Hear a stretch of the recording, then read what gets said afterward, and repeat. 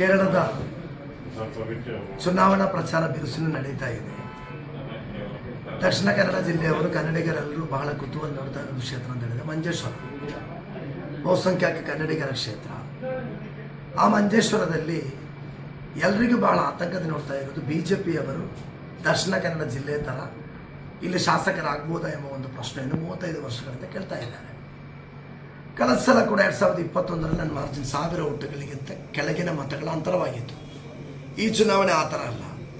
ಒಂದನೇದಾಗಿ ಮಂಜೇಶ್ವರದಲ್ಲಿ ಕಳೆದ 5 ವರ್ಷಗಳಿಂದ ಅನ್ಯಾಯವಾಗಿ BJP ಸರ್ಕಾರ ತಂದ ಟೋಲಿಗೆ ಎದುರಾಗಿ ನಡೆದ ಹೋರಾಟವೇ ಈ ಚುನಾವಣೆ ಚರ್ಚೆ ಆಗ್ತಾ ಇದೆ. 2001ರಲ್ಲಿ ಮಂಜೇಶ್ವರದ ಜನರು BJPಗೆ ಎದುರಾಗಿ 13,000 ಮತಗಳ ಅಂತರದ ಒಂದು ಗೆಲುವನ್ನು ನೀಡಿದರು.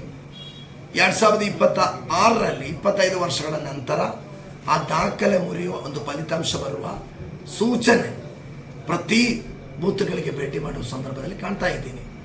ಎಲ್ಲಕ್ಕಿಂತ ಮಿಗಿಲಾಗಿ 2021ರಲ್ಲಿ ಕರ್ನಾಟಕದ BJP ಸರ್ಕಾರ, ಕರ್ನಾಟಕದಲ್ಲಿರೋದು ಕಾಂಗ್ರೆಸ್ ಸರ್ಕಾರ. ಕರ್ನಾಟಕದ ಕಾಂಗ್ರೆಸ್ಸಿನ ನಾಯಕರುಗಳು ಮಂಜೇಶ್ವರವನ್ನು ಪ್ರತ್ಯೇಕವಾಗಿ ಇಲ್ಲಿ ಠಿಕಾಣಿ ಹೂಡಿ ಈ ಕ್ಷೇತ್ರದಲ್ಲಿ BJPಯನ್ನು ಸೋಲಿಸಲಿಕ್ಕೆ ನಮಗೆ ಕೊಡುವ ಸಹಕಾರ ಈ ಚುನಾವಣೆಯಲ್ಲಿ ನಮ್ಮ ಬಹುಮತಕ್ಕೆ ಬಹಳ ಸಹಕಾರಿಯಾಗುವುದರಲ್ಲಿ ಡೌಟ್ ಇಲ್ಲ. ಕರ್ನಾಟಕದ ಮುಖ್ಯಮಂತ್ರಿಗಳು ಬರ್ತಾ ಇದ್ದಾರೆ ಪ್ರಚಾರಕ್ಕೆ, ಡೆಪ್ಯೂಟಿ CM ಬರ್ತಾ ಇದ್ದಾರೆ. ನನ್ನ ಚುನಾವಣಾ ಕನ್ವೆನ್ಷನ್ ಕೂಡ ಉದ್ಘಾಟನೆ ಮಾಡಿದ್ದು ಕರ್ನಾಟಕದ ಆರೋಗ್ಯ ಮಂತ್ರಿ ದಿನೇಶ್ ಗುಂಡೂರಾವ್ ಅವರು. ನಾಳೆ ನನ್ನ ಪರ್ಯಟನೆ ಉದ್ಘಾಟನೆ ಮಾಡ್ತಾ ಇರುವುದು, ಇಲ್ಲಿ ಇನ್ಚಾರ್ಜ್ ಕೊಟ್ಟಿರುವುದು ಅಶೋಕ್ ರೈ ಅವರಿಗೆ. ಇದೆಲ್ಲ ನಮಗೆ ಈ ಚುನಾವಣೆಯಲ್ಲಿ ಬಹಳ ನಮ್ಮ ಗೆಲುವಿನ ಅಂತರ ಜಾಸ್ತಿ ಮಾಡಲಿಕ್ಕಿದೆ.